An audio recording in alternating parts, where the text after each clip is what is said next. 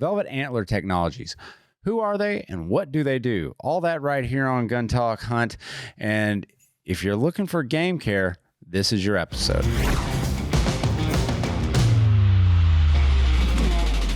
This Gun Talk Hunt is brought to you by Silencer Central. Silence delivered.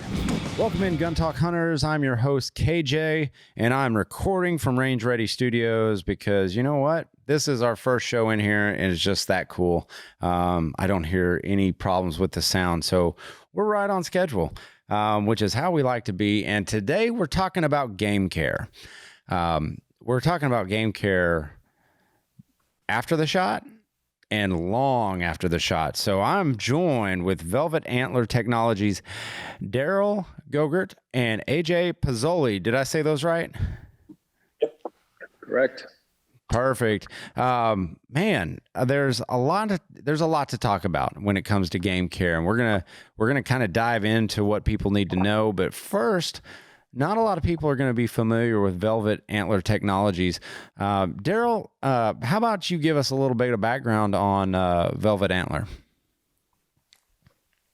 All right. So, I don't know how many years ago it's been. Back when I was a kid, actually, I used to live 100 miles from any taxidermist, and a lot of the animals I killed way back then, they weren't big enough to do anything with the velvet.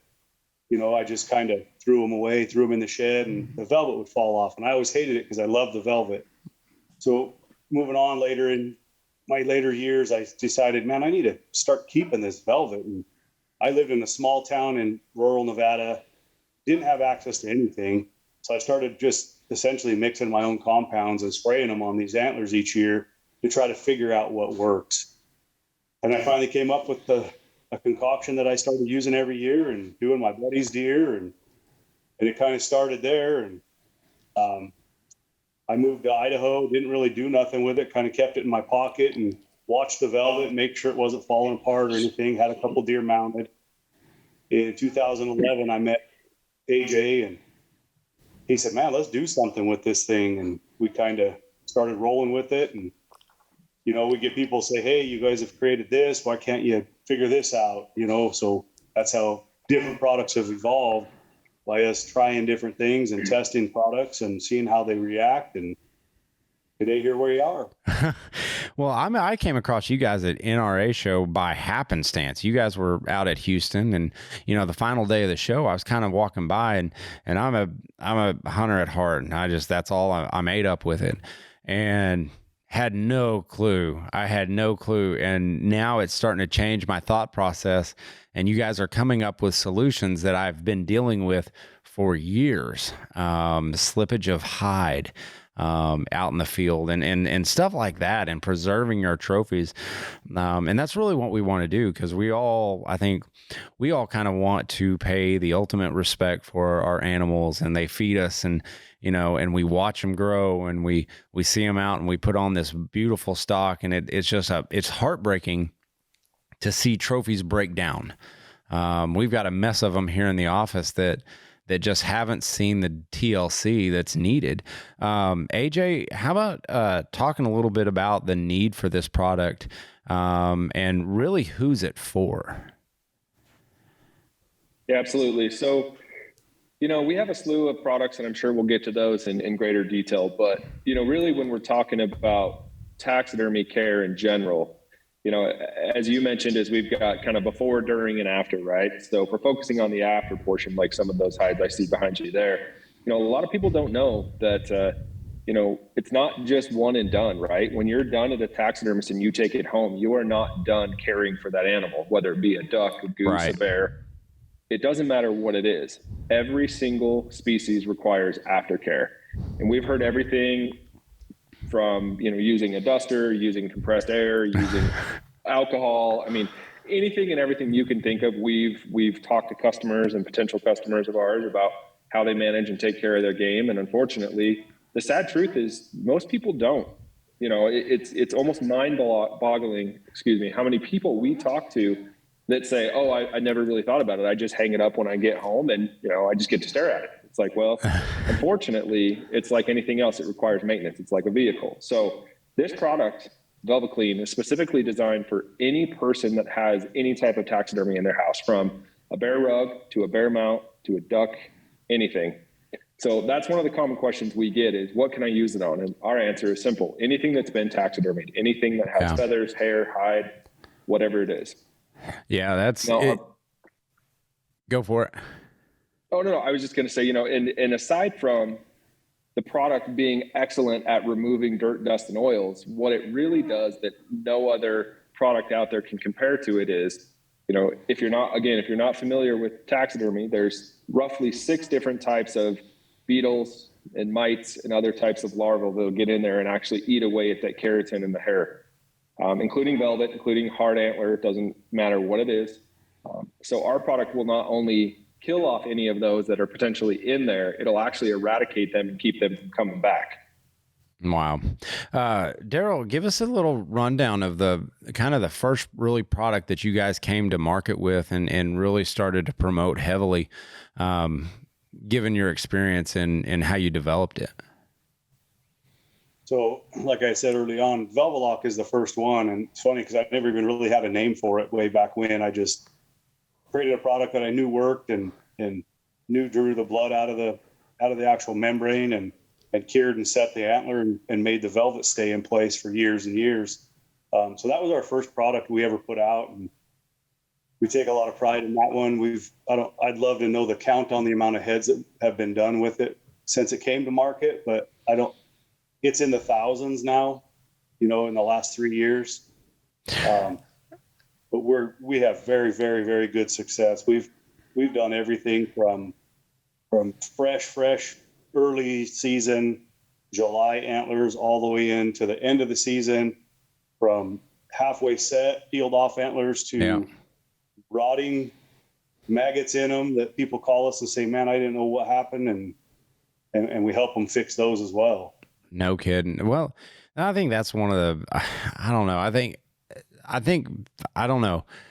Talk a little bit about, and Darrell, maybe you could talk a little bit about this. I know both of you guys could, but talk about like what Velvet does after the shot. The breakdown process begins immediately, right? Absolutely. So first thing that ever happens when an animal dies, any animal that it is the blood coagulates. So as there's blood underneath the membrane and throughout the membrane of that velvet, as soon as it coagulates, it's not running anymore, right? So it stays where it's at. It clots, because especially if you shoot them with a bow and arrow, there's clots running through. Those clots are running through that antler as well until the animal's expired. So in that process, if you don't get something taken care of or something done with that within 24 hours, those antlers are going to start to deteriorate and fall apart very quickly. Okay. And so with Velvet, so you take this into the field with you. Correct. Okay. And once you harvest your animal, you kill your animal, you go out there, and is it immediately like put your tag on it and then spray it? I think I think we always tell people within 24 hours, right? I mean, I don't want people spraying this on there when they're trying to deal with taking care of the meat on their animal, right? Because it does have some things in there that you don't want to put in your meat. It's non-toxic. Okay. I've put it on my tongue to taste it, to show people that I trust it that much. It does not taste good, trust me, but but it is non-toxic on your meat. So people need to definitely pay attention, number one, to their animal, what it's doing, what time of day it is, how hot it is, and then where their meat is in the process. I always say meat is number one in this whole process, right? That's the reason we hunt, is we hunt for sustenance. We hunt to eat. Yeah. That's why we hunt. Second to that is then we take care of the trophy, right? So I think in doing that, you need to take care of that as soon as possible. I always tell people, try to get to it within 24 hours. So if that means you got to get your meat back to the truck and on the cooler, then you get back to that and spray it down and get it taken care of, and then get it back to the taxidermist as soon as possible. All right. Have there been any stories of guys using Velvet that, they thought their trophy was done for, and some guy brings this stuff out and saves the day? So I have one that I tell all the time. So I had a client actually call from Ohio, and he had gone on a paid mule deer hunt in Colorado somewhere, and he had just called and said, "Hey, I got this set of velvet antlers, and he's 204-inch typical mule deer I killed with my bow." He said, and they told me it was taken care of. They had injected it with formaldehyde. He said, "It's in my garage right now, but the bases are full of maggots, and my garage stinks. I can't do anything." So we instantly overnighted him 2 bottles of Velvalock. I said, "Well, we'll square up after. Let me get it to you right now. Let's take care of this first." He called me around a week later, and it had killed all the maggots. It had set all the velvet, and it saved that set of antlers, 204 inches. He had a couple holes in it where the maggots had eaten away at it. But other than that, it cured everything and took care of it after he already thought it had been treated. Oh yeah. I mean, especially when someone else tells you, "No, we got it." And man, I could not imagine, man, what a trophy, a 204-inch typical. Right. And to have, and to be in velvet. I mean, I think that's what makes it extra special is just, man, cause that's not something that you get every day. And so let's talk about the early season care of animals. Is there, a time frame that you look at and you go, well, this is, when you're going to see these, deer in velvet and stuff like that. Is there a certain time frame? I mean, it's in September. I usually start seeing them, I guess they're in almost every stage. In Oklahoma, you don't see any deer with velvet on in, at the end of October. Well, so California opened 4 days ago. Jeez. Enjoy that. How early it is, right? So yeah. It's very, very early. One other story I want to touch on real quick. Last year, we had a guy message us and I know they don't care much for what happens between a high fence, right? But for us, it's a proving ground. Yeah. And I like to tell the story because this taxidermist called me and he said the owner of this ranch had one of their bucks run into a fence and he died and he killed himself. And it was in early July and he was already 346 inches. Oh. The tip had blood coming out of him after he died. It was that early season. And the taxidermist used almost a gallon on there, but he saved that whole set of antlers for the owner of that ranch. My gosh. With all velvet, full velvet. That's my good season story. That's pretty good. I mean, my gosh, that's really good. Hey, we're going to jump in real quick from a word from our sponsors. All right, thank you to our sponsor, Silencer Central. They're silence delivered, and why are they delivered silently? Is because the postman sneaks up to your door, he drops a package on your doorstep, and then he eases away because he's just dropped off your new Banish 30 from Silencer Central. You can do it all in your underwear if you wanted to. You could do your fingerprints, you could do your photo, which I probably wouldn't recommend doing your photo in your underwear, but people have done worse. So you get it all done at your house. And that's the convenience of Silencer Central. It's easy to purchase online. You do all the forms at your house and you send the paperwork out. They manage the trust and then it shows up at your door. Super easy. Silencer Central does it right. That's silencercentral.com. SIG Sauer. They have a cross rifle that I love. I own one. I've custom Cerakoted. I've shot it suppressed the entire time. I love this gun.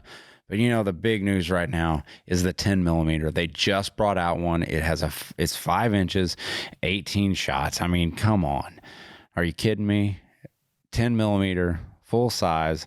This is a backcountry hunter's dream gun. So, Mr. Grizz, if he's out there, I think he's going to be more scared of you right now at this point. If he sees you got that SIG P320 and 10 millimeter on your hip or on your chest rig, I think he's going to be pretty frightened. That's me personally. I really think he is. But don't sleep on this gun. It's very comfortable to shoot, full size grip, but all designed here. And it's sigsauer.com. Find out more. And ATN, the future of optics. Well, the future is now because they are doing a lot of great stuff over at ATN. They pack in more features into some of their optics than I've ever seen before. One shot zero. They've got a ballistic calculator in there. They've got Wi-Fi in there. It's got a little bit of everything. built into this thing. My favorite is the Thor. It's state-of-the-art technology. It's kind of your top shelf, if you will. It's the top-of-the-line thermal optic that ATN offers. And if you're in the night vision game, you can only see so far. And things are going to hide from you. With thermal, nothing hides, and ATN is doing it right. ATN Optics gives you the cutting-edge performance that you need to perform in the field. So find out more at atncorp.com. That's atncorp.com. All right, we're back with Darrell and AJ of Velvet Antler Technologies. And AJ, let's get you in here and let's talk about the hide care aspect of it, because you guys have, I forget how many products that you guys have that deal with game care specifically, but hide care for me in the field is probably one of the most difficult. Right. And that's kind of one of the biggest concerns that most people have, right? Because not everyone's a velvet hunter. We've got guys out there and girls out there that don't archery hunt, or as you mentioned, a lot of the hunts that you guys get to go on, you don't have to worry about velvet, right? Right. But the big concern for you guys is, let's say that you're black bear hunting or even whitetail hunting, is if you're hunting in an area that's extremely warm, as Darrell mentioned, your first concern is going to be taking care of the meat, right? So once that game is on the ground, once you've harvested that game, you're going to be worrying most about getting that meat out and getting it cool. But again, a lot of us like to take home our trophies, whether that be a bear hide, a deer hide, do a shoulder mount, whatever it is. And unfortunately, year after year, hides get lost left and right because of the warm temperatures. So Similar to antlers, right? Once an animal has been harvested, the blood flow stops, oxygen stops, necrosis kicks in, right? So hair is like any other living tissue in the fact that once the oxygen is deprived and once the necrosis kicks in, those hair follicles have a tendency to just open up, right? So you can think of how a hair follicle holds a hair in place. Well, when that oxygen and necrosis starts to kick in there, that hair follicle over time, as it's degrading, will just open up and allow that hair to fall out. So that's actually one of the ways that you get hair loss. The second, is probably from some type of infestation of bugs or bacteria. So we created Hide Lock. So Hide Lock is just a cutting edge technology that there's nothing else out there like it, right? It's a product that once we take care of the meat, you lay it hide side down, flesh side up, you spray it, comes in a 12-ounce bottle, you spray it on the flesh side of a deer or a bear or anything else. And it does one of two things. First and foremost, it gets on there and it kills any potential bacteria. So in the process of breaking down any game animal, right, you're opening what would be a contained system to the air. Yeah. You get bacteria from the air. There's flies that will land on it, drop bacteria, just naturally touching elements in the environment. So it'll kill any bacteria that happen to have gotten on that surface. The second thing it does is it actually creates a liquid barrier. I like to think about it as kind of an impenetrable barrier that doesn't allow bacteria to grow on there. So for instance, you get that deer on the ground, you spray it, it just killed all the bacteria that was potentially on there, and now has created a liquid barrier shield that doesn't allow, say, a fly to land on there and deposit any type of bacteria or egg, so you don't have to worry about bug infestations. And the third thing is that, like all of our other products, it has a bug repellent and deterrent built into it. So it's pretty amazing. You think about when you get a deer on the ground or any game animal, you'll often see flies and wasps and bees and stuff like that come around it. Once our product, so Hide Lock and Velvet Lock both, is sprayed on there, you never have to worry about bug infestations. The flies and the bees just absolutely hate it. Wow. So, again, this was another product that was brought to us. Someone had an idea and said, hey, you guys should figure out how to do this. This is a problem that we all face. I mean, every single one of us as hunters has. And, Darrell actually has a great, he has multiple, but he actually has a great couple testimonials about the efficacy of Hide Lock in extreme conditions. What do you got, Darrell? I want to hear a story. So last year, can I show you guys up close these two hides I got, or I'll show you one of them. Oh yeah, you can go. Feel free to grab them. Yeah. I'm gonna pick the phone up here in just a second. Let me tell you what I did with these two whitetails. I went to Maryland last year and I hunted Maryland in September, early opening day, September 10th. I killed two whitetails, 150-inch 8-point and 114-inch 6-point with 12-inch points on the back. Good gosh. Those 2 bucks both, I caped them off. I didn't clean any of the hides. I didn't do anything to them. I scraped off the big pieces. That was it. Mm-hmm. I sprayed the hide lock and I rolled them up ears and nose inside the bag, put them in a plastic bag. I left those in the back of my truck for 10 days at 90 degrees with no refrigeration. I'd never do it. And that's what I want to show you. This is that's the buck. That was the Velvet that we cured as well. Okay. I don't know if you can see him very good. But I mean, if you look up close, his hair's super short. He has all the eyelashes still. Everything's still in place. Turned out really beautiful. I think I saw that deer at the NRA show, and it's immaculate. Yes. And that's, I know there's a lot of guys out there shaking their head like they would not do this. Guys and gals both, that leaving a hide in the back of a truck in 90 degree after and not icing it down. Your taxidermist must hate you. I mean, he actually was surprised when he got it. He said, that thing's going to be gross. What are you doing? And I sent it to him and he called me back and he said, that's amazing. He said, it doesn't even stink. Really? Man, okay, yeah. Because so I'm headed out to Kodiak this season, end of September, so 1st of October. And it's kind of a backcountry hunt out there. I don't have a taxidermy within, 6 hours or whatever it's going to be back through Anchorage. So what you're saying, if I'm hearing this correctly, I can cape this thing out, spray hide lock on it. If it's a velvet, then if it's a velvet, I can spray the velvet lock on it, and it'll be good until I get back to a taxidermist. Right. And we caution people, right? You want to take every precaution you can. This is like you never have to do anything again, right? Because we don't want to give people a false sense of security that you can do whatever you want with this hide and it's going to be okay. That's not the point here. The point is, this is an added insurance policy for you, right? Like if you go to Kodiak and you tell them you really want to be in there and they're going to tell you to take 25 pounds of salt with you. Yeah. Hide, right? Yeah. That's just not cool. Hide lock allows you to take a 12-ounce bottle that takes place of a 25-pound bottle of salt. There you go. Salt.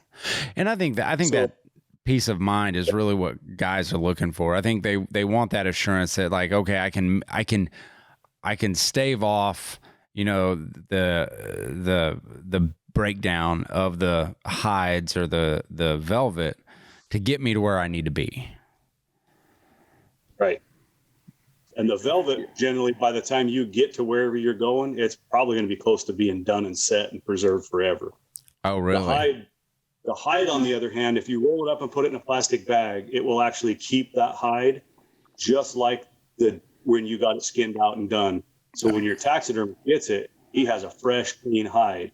Okay. So if you salt the hide, they tend to shrink. Mm-hmm. They're hard to deal with. If there's any meat, you can't get it off. It's just there's a lot of things. So in doing our research for the hide lock, we talked to taxidermists. What's the worst thing people do, right? Worst things they do is put salt on them because they don't know how to split lips. They don't know how to turn ears. And it's not a fault of anybody's. It's just one of those things that people don't understand how to do it correctly, like a taxidermist would. So this buys you that extra time and the extra ability to keep that animal preserved the best you can. So when that trophy goes on the wall, the taxidermist not have to do extra work either and charge you for that extra work because things went awry in the field before he got it. Well, and I mean, what I've dealt with quite a bit, especially like Wyoming antelope season, antelope, their hair is a different creature. I mean, it comes out in batches. And if you do not do that hide right, your taxidermist is definitely going to pass you off to someone else. And I took a taxidermist on a hunt with me once, and the amount of care he put into a hide, I mean, it was hours of work trying to preserve and do it right. But he would go through that anyway, I think, even with hide lock. But like you said, I think it's an insurance thing. It's just a belt and suspenders type of deal. Sure. Well, KJ, what's interesting as well is you mentioned, antelope, and I agree with you. Darrell and I talk about antelope and sheep all day long, just because, antelope are so finicky. Yeah.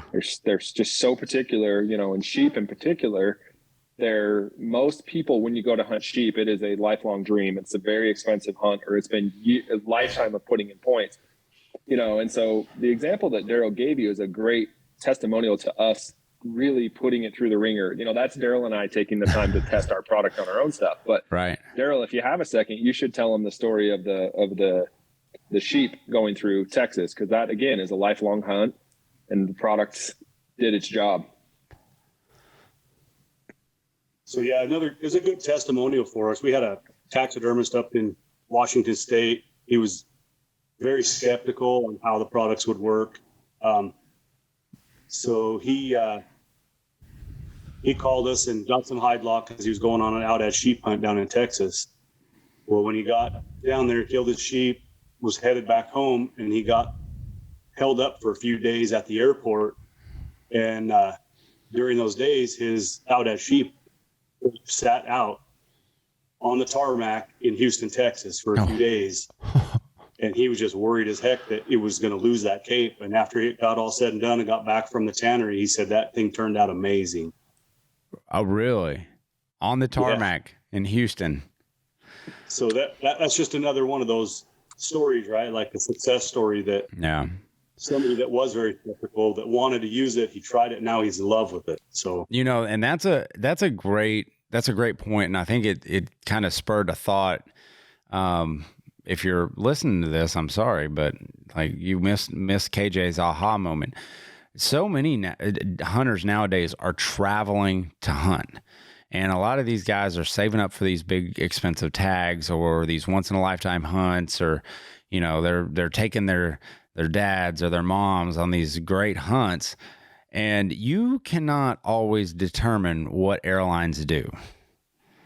Like, I think that's one of the most frustrating things, is because, like, especially like meat care is a whole nother topic, but especially preserving those hides and those trophies, and you can't do anything about it. That's a frightening thought. It is. And then, there's another one. I could go on all day about stories, but this is another great one. After we left the Houston show, the NRA show, we had talked to numerous taxidermists down there. I had one call me after the fact, about 2 weeks later, and he says to me, man, we got one of these sheep, or these, I don't know what they are. It's one of the spiral horned animals down there, right, in Texas that they have. But it was a crossbreed between two animals. So it was just a really pretty cape. It's a once in a lifetime cape. Nobody will ever have another one like it. It's the only one in the world. And so this guy says, but the problem is when they took care of it, I don't know what they did, because all the hair's falling out of the neck while I'm trying to flesh it. Oh no. And get it ready. So he said, what can we do? So we overnighted him 2 bottles of hide lock, rolled it up. I told him exactly what to do. Roll it up, put it in a bag, leave it overnight.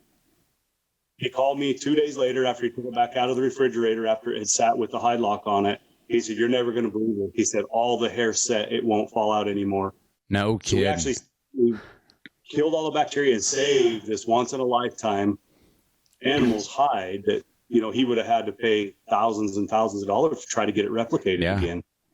And you don't get those trophies back. They don't, after you bring them home, they're not refunding your money. I mean, that's what you've got, and the care that you take in the field is going to resonate through years.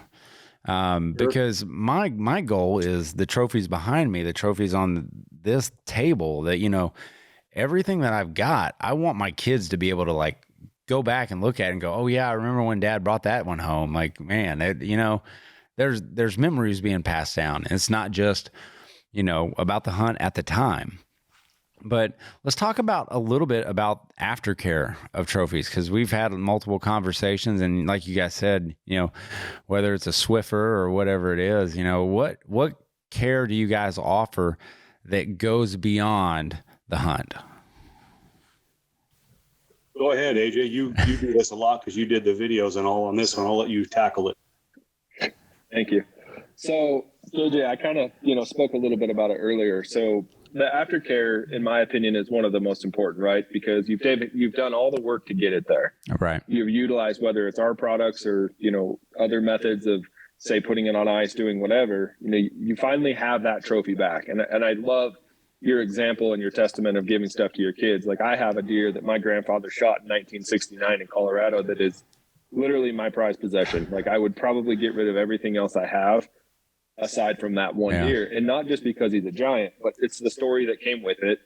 It's knowing that kind of how everything evolved and the hands that went through to get to me. And so, I take great pride in cleaning all my trophies, but especially that one. And so for me, the post care is going to be the most important. And like I said earlier, there are a plethora, depending on where you are in the country and even in the world, there's a plethora of different types of bugs that get into taxidermy. So people are familiar with a clothes moth, right? You remember the old, we'll put mothballs in a chest or in a closet. Well, the same care that was taken with clothes and, expensive garments, it should be the same for your taxidermy, because even, that clothes moth at a larval stage will get into any type of hair or fiber, keratin based, and it'll go in there and eat away at it. And so, our product Velvet Clean was designed specifically for that. So if you can think about it at a kind of a microscopic level, if you have a surface, say a hair, deer hair, hide, and you spray it on there. So our product will actually encapsulate that dust particle or dirt particle, whatever it is. It allows you just to wipe it away. So our kit comes with a 12-ounce bottle of the Velvet Clean, a white terry cloth towel, and a 2-headed brush. So the brush, just for listeners of this, it's kind of like a 2-headed dog brush, if you will. One side has the nylon bristles, and the other side has the metal bristles that are a little more aggressive. So what we recommend is, once you get that trophy back, is you spray it down. So it's a light misting. I usually hold it 6 to 8 inches away from the trophy, regardless of what it is. Let it sit for about 3 minutes. That allows it to do exactly what I'm explaining, encapsulate the dirt, the dust, the oil, and allows it to break down to where you can wipe it off. Now, it's nice, and the reason we include the brush is for multiple reasons. So if you have a late season mule deer cape, let's say, as most of you know, or even a late season whitetail cape, they're relatively long haired. So when you spray that product on there, you use the brush and the metal side of that brush to brush the product down through the hair follicles and actually get it down to the cape, which is where the larva would live. Okay. Unfortunately, when people get a larval infestation of, could be different types of beetles, moths, whatever it is, you don't notice it until it's too late. And you'll start to see little lines or little veining that goes through trophies on your bighorn sheep. They'll chisel right around the base of the horns. Okay. Same with your African animals. They'll punch little holes in the actual keratin of the horn, and they'll get in there. And unfortunately, once you see the damage and you're aware that they're there, it's too late. They've already started to destroy. So, as hard as it is, we've had people come to us and say, hey, I went on a stone sheep hunt 5 years ago. I got my trophy back. I just put it up on the wall with the rest of my trophies. Didn't think twice, but now I'm seeing patchiness on the hide. And it's like, well, that's a $5,000 hide. Yeah. It just got ruined because of a bug infestation or a larval infestation. And again, it's what you don't see that hurts you, because when they turn into an adult and they're actually flying and you see them in your house, that's not the detrimental part. Once they're an adult, they don't eat. They only live long enough to breed, lay more eggs in your hides or in your clothes, and then they're off. Wow. So, especially for your species like your waterfowls, your bears, your pig, super oily, gamey animals, even after a good taxidermist is done with it, whatever residual is left in that hide or in the quill of the feather, over time it leaches out and can get this really sticky, nasty, gunky feel to it that attracts the dirt, dust, and oils. Well, again, you simply spray the product on there, and part of that breakdown process, it breaks down those oils and makes them easy to wipe away. Well, so I mean, it's just an unreal product that works on anything that's been taxidermed. Well, and the oils because you guys, when you were showing it at the show, you would spray it and then you'd wipe it off, and the oils from our hands and people touching Absolutely. It and because, man, you always want to go, man, I bet that feels like velvet. And sure enough, it feels like velvet, but you're leaving behind residue and oils on that. And so you guys, as the Velvet Clean is great for that care and attention to, bugs and oils that we leave behind. Yeah, and if anyone has been fortunate enough to attend some of these shows and see the product in person, you're absolutely right, KJ. That's exactly what we do. We have a big, kind of a cool, non-typical velvet bull that was killed here in Utah that we have on display. We kind of intentionally keep it down low, right at your waist level or eye level, so that we let kids touch it. We let anyone and everyone touch it. So it's twofold. It really is to educate people, because there are surprisingly a lot of people out there that have never felt velvet. We hear all the time at shows, like in Texas, there were multiple people that had no idea that ungulate animals even grew velvet. It was just like mind blowing to them. And so allowing them to touch it and feel it and educate them on, velvet in general. But as you mentioned, then after, just to say, a couple hours of people touching and handling and putting their hands on it, we'll spray down the Velvet Clean, let it sit for a second and rub it. And, like I said, it's pretty amazing. It comes with a white terry cloth towel, and we demonstrate just how dirty people's hands are from a couple hours of use and abuse. I think you saw that firsthand. It'll make you want to go wash your hands immediately and do it often, because the amount of residue that it pulled from that hide, and all the trophies looked immaculate. I mean, I've never seen such clean trophies inside a show booth before, because you guys travel all over the country doing this. Yes, we do. And every single one of those animals that you saw there, that was actually one of our smaller displays. Like at the Western Hunt Expo here in Salt Lake, we had over a dozen. So we had all different, everything from caribou all the way down to birds. But yeah, so you're absolutely right. That stuff travels all around the country with us. It gets handled left and right by not only Darrell and I, but by people there. And again, we encourage people, and it goes against the norm, because I can't tell you how many people walk by and they'll tell their kids or whoever, don't touch that. You're not allowed to touch taxidermy. And we always encourage them, no. Come back and feel our products, because we're so confident in how Hide Lock locks the hair down. We're so confident on Velvet Lock and how it secures the velvet on the antler. But also our cleaner is like, you can touch all day long, because again, we're not leaving those damaging oils and dirt and dust on there for any long period of time. We're just, wiping them off within the day. And so it's not that big of a deal. But, it kind of goes back to what you were saying earlier about leaving stuff to your kids and letting them enjoy it. Like, I've been staring at that whitetail rack in front of you, wishing I could hold it, like it's just absolutely beautiful. And so to me, like, we handle our taxidermy all the time. Like, that's part of the enjoyment. Oh yeah. Like that's our only connection with the hunt. I mean, that's what you have. You have photos and stuff like that, but you can't hold that photo. I mean, you could hold it in your hands, but you can't feel that memory. You just can't. There's just a tangible aspect that you're not getting with something on a screen or on a piece of photo paper. It's the tangible trophy.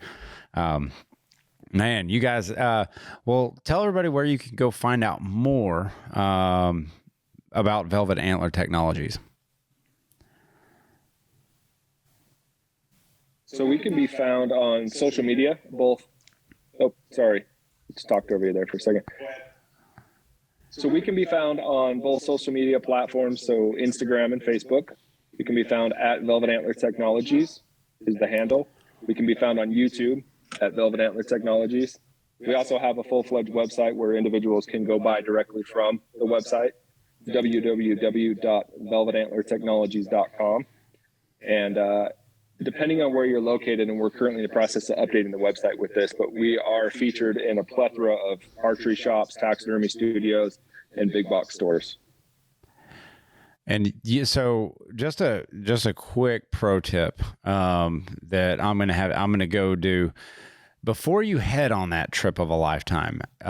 If you're like, well, I don't want to add luggage or anything like that, just go on the website, ship it to your location where you're going to be at. The outfitter, just tell the outfitter, hey, I've got this coming in.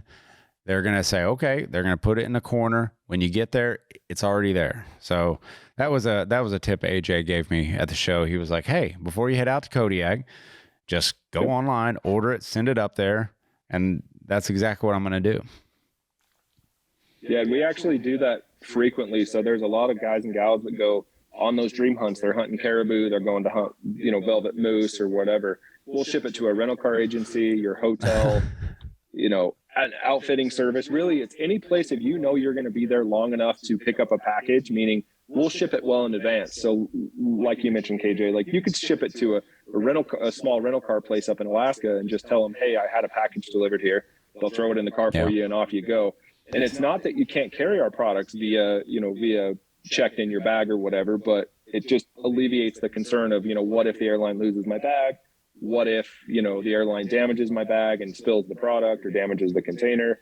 Again, it's, as Darrell says, it's just an added insurance policy. Like we'll ship it up there for you and get confirmation that it was received there. And so you don't even need to worry about it. I love it. Darrell and AJ, thank you for joining us, man. I sure do appreciate it. You bet. Thanks for having us.